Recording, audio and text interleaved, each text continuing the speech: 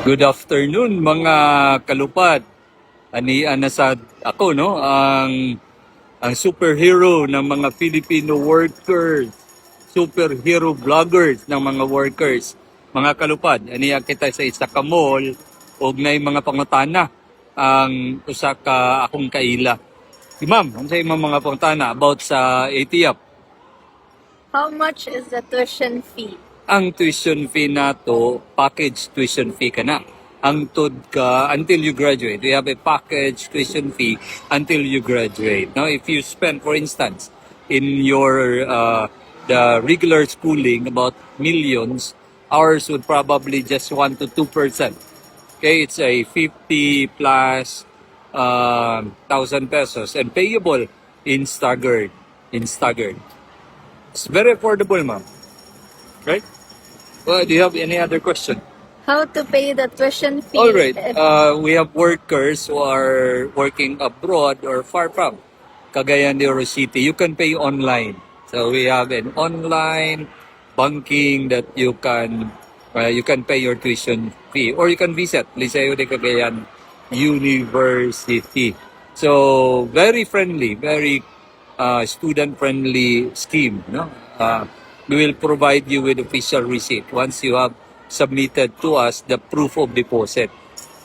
If there is a certificate of employment, what other evidence of If you do employment not should I have a submit? certificate of employment, all right, we have businessmen who are also students of ATF. You can submit other proof of employment. Like, for instance, you have your SSS contribution history. So there is a work history in your SSS contribution.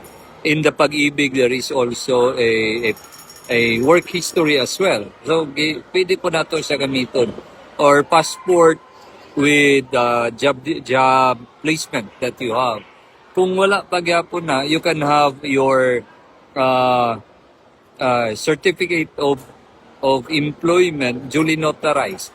Ikaw you make your own certificate of employment, or you ask your HR for an employment certificate, but you put the details of your job description, have it duly notarized, or paper trails. We have also VAs who are working, who are enrolled in Liceo, no, ATF program.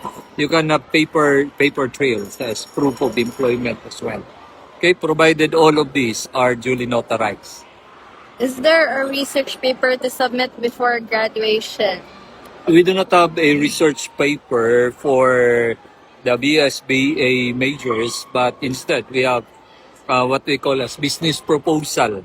If you pay somebody to make a business proposal, it would cost you a lot, no? But for ours, the business proposal is part of the package.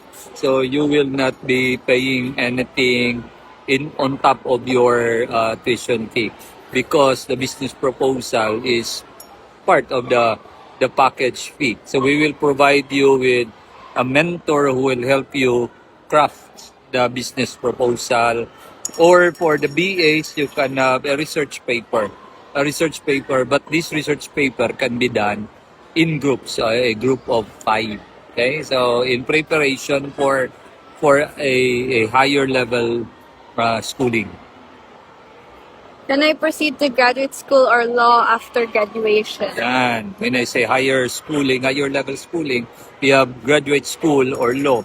Yes, definitely. No, Republic Act 12124 and Executive Order 330 would allow ATF graduates to proceed to graduate school and to law school. In fact, we have produced a lot of students who proceeded to law school as well as graduate school, and they are full-fledged lawyers, full-fledged master's degree holder and PhD degree holder. Okay, so the baccalaureate degree that you gain through ATF is just your opening program, your opening curtain to further studies, to elevate yourself again.